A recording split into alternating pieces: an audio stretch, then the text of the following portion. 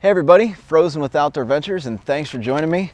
The other day I put out a video asking if anyone had any questions about the thru hike or hammock camping or backpacking or whatever. Go ahead and leave your question in the comments and I will get back to you. Since then there's been 162 questions, so definitely gonna have to split this one up, but let's ask a thru hiker 20 questions. If you guys want to jump around between questions, look in the description box of this video. You'll see a little table of contents of what I'm about to cover. All right, first question. Have you ever been to Ireland? If not, is there any particular trail or walk you'd like to do and why? So I've personally never been to Ireland. I've heard good things about it. Heard it rains a lot though, but the scenery is just outstanding. So definitely something I'd love to do if I had the opportunity. But I think the next logical step in my hiking career is to plan a thru hike of the Pacific Crest Trail, maybe 5 or 6 years from now. Were there times when you were ready to give up, and if so, what stopped you? So there were no specific times that I wanted to quit my thru hike or give up on it, but there were some very hard days out there, in which case, I would just maybe set up a few miles from where I wanted to be that day, set up camp early, maybe go into town real quick and grab a deli sandwich or some gas station food, or if it was really bad, we had a couple days in New York where, we just said screw it and we went back to the hotel because we were all getting hypothermic. It was really bad weather conditions, but I think the AT is really good for a beginner thru hiker, someone who's never done a thru hike before, because there are just so many options to get in and out. And honestly, you don't need a lot of technical hiking knowledge to do this trail. But no, there was never one time that I ever wanted to give up. Would you do it again? Definitely in a heartbeat. I would 100% do it again. It must feel good to have some luxuries back in your life. What were you most looking forward to? Also, everyone has asked what your next big hike will be. I'm curious what your immediate plans are, such as job hunting. Luxuries. So the last couple weeks, I was really looking forward to sleeping in my own bed. Now that I've done that, I just want to sleep in my hammock. I had so many great night sleeps in that thing that I just got real fond of it, and I don't know, Chrissy might kill me, but I might make that my primary bed. We'll see. As far as some of the other luxuries, what I've also really enjoyed the past couple days is the ability to drive wherever I want without having to stick out my thumb and get a hitch into town.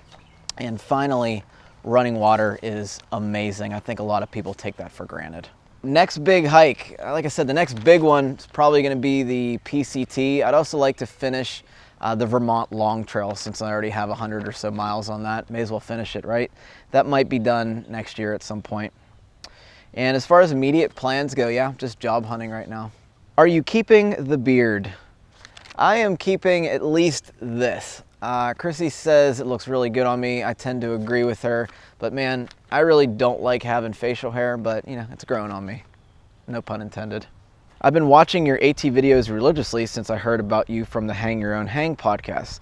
Since then, the wife and I have decided to try and do the AT next year. You were an inspiration to me, and I thank you for that. Keep up the great work. Also, when do you think you're going to do the CDT or PCT, if at all? Like I said, PCT in about 5 or 6 years. If I can save enough, what I'd like to do is get the PCT done and then jump over to the CDT the following year.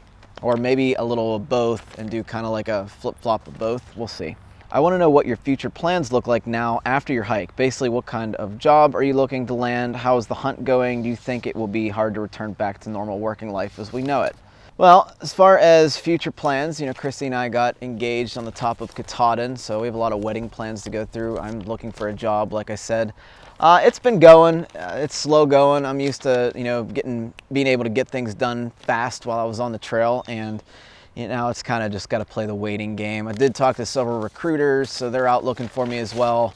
I'm on Indeed and LinkedIn, and it'll happen. As far as what kind of job, for now I'm going to go back to my same type of job. I'm a systems and network admin and a project manager, which I really enjoyed doing before the thru hike.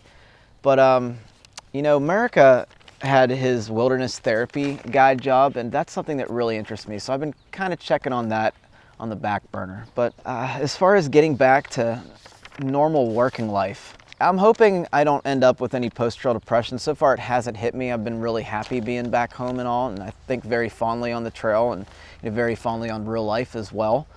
But you know, time will tell if I'll hit that post-trail depression. But I'm definitely ready to get back into, plug back into the matrix, as ER always says. Have you been to Acadia National Park? If not, any plans? I have not, and I really have not researched Acadia at all. I assume it's beautiful, and obviously if it's beautiful, that's something I'd like to do. Can you re-educate us as to how you got your trail name?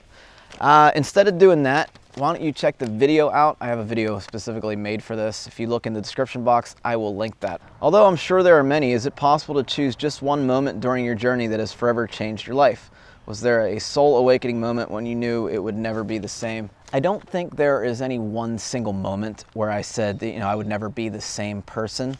The Facing Demons episode was obviously a big turning point in my life and in my hike. Also, when I met my tramley and, you know, Fresh Ground's Red Wagon story happened, all those moments kind of combined to let me know that my life has been forever changed. So not one single soul awakening moment, but a collection.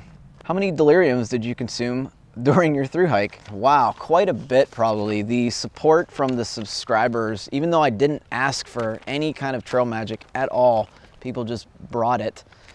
Which was amazing, don't get me wrong. It was really nice meeting everybody, which is what I really wanted to do. I'd rather meet people than just get trail magic. And a lot of people came out to meet me, and I had a really good time. Some people I didn't even show on camera because they were shy, which is totally okay. But the people that were hanging around me for a few hours, I definitely enjoyed their company. But I don't know how many deliriums. It probably is quite a bit, though, at this point. Multi-question here. Did you stay healthy on the AT hike? No cold viruses, no GI problems. Did you encounter poison ivy or oak? I noticed you wore shorts toward the end of the hike in Maine when the bugs were bad. Was it too hot to wear pants? Okay, so first part of that question. I did stay healthy the entire time on my thru hike. I'm super thankful to that. I was around people that ended up contracting some kind of GI tract infection. Giardia, whether it be that or not, but Lucky and Togs got real sick. I think a couple people in the group got sick early on, but then they were okay. I never once got sick, and that is really, really great because it really made for a successful thru hike. Did I encounter any poison ivy or oak? We encountered tons of poison ivy along the sides of the trail. Starting around Pennsylvania was when it started to sprout up, and a little bit of New York as well. And then it kind of dissipated. And as far as wearing shorts toward the end of the hike, I actually wore those shorts from Springer Mountain, Georgia to Katahdin in Maine. I did not have any other type of pants other than the rain pants I was wearing and tights in the colder weather. And that's just because that's what I like to do. I am a shorts person. I don't like wearing long pants, especially hiking. I just feel like there's more wind flow, less chafing, less sweating, and all that is way more comfortable than long pants to me. Speaking of which, did you find rain pants or the rain skirt more beneficial? Can you go through your beginning cold weather gear and your warmer weather gear? What did you change or adjust as you move from cold to warmer weather? So as far as the clothing options, I will make an entire video on that, so be sure to look for that on the channel in the next coming weeks. I'm actually gonna make an entire playlist on post gear reviews from the AT, so look for that, trying to get a lot of information out there for next year's thru hikers and beyond. As far as the rain pants versus rain skirt, I like the rain skirt. Again, it goes back to the breathability thing. There's a lot more airflow with a rain skirt or kilt, whatever you want to call it, versus rain pants. And I think you'll get a lot more sweaty with rain pants, and that's something you want to try to avoid.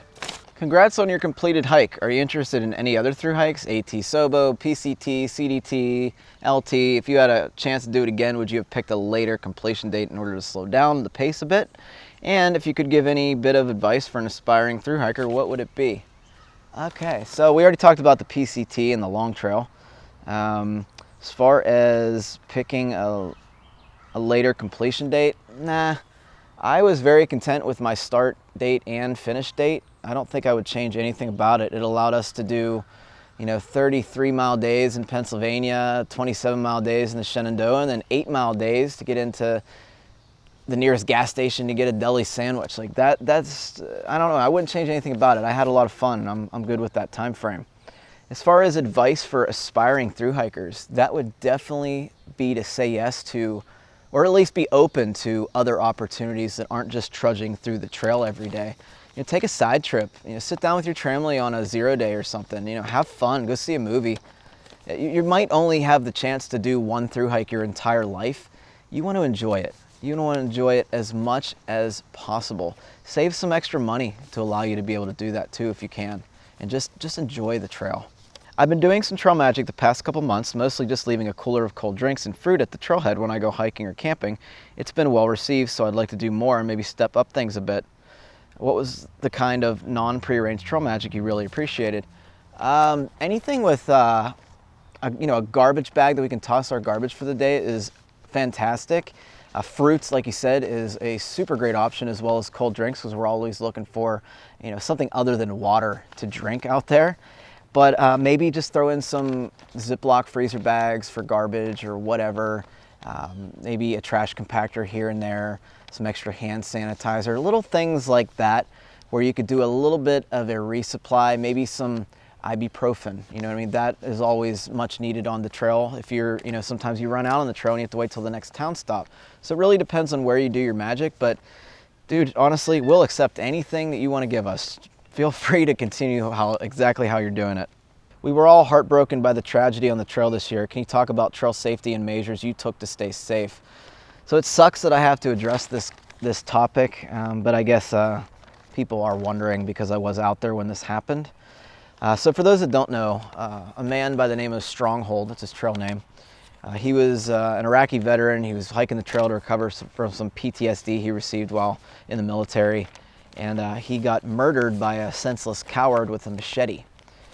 This coward with the machete that murdered him also threatened several other hikers beforehand. Police were called. They didn't do anything about it because no one stayed in town long enough to testify against him, which, if you're a thru hiker, I get that. You can't stay in town forever.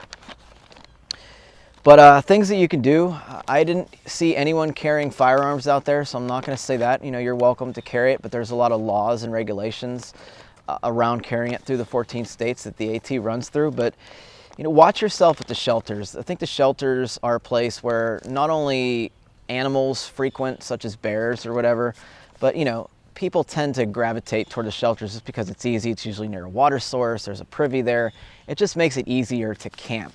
Now, I usually love stealthing, which there are plenty of stealth sites that you can see. They're designated campsites and gut hooks along the way. Sometimes they're an AWOL's guide. But, if you stay away from the shelters, I don't think you'll have a terrible time. But if you insist on staying at shelters, if you're freaked out by somebody and somebody's making you uncomfortable, pack up and leave. Don't make a big deal out of it. Don't say anything. Just pack your stuff up and leave. So that's how I would suggest to stay safe out there. Also, don't take breaks at road crossings, and definitely don't set up your camp near a road. Multi-question here. How much money did you spend on the trail?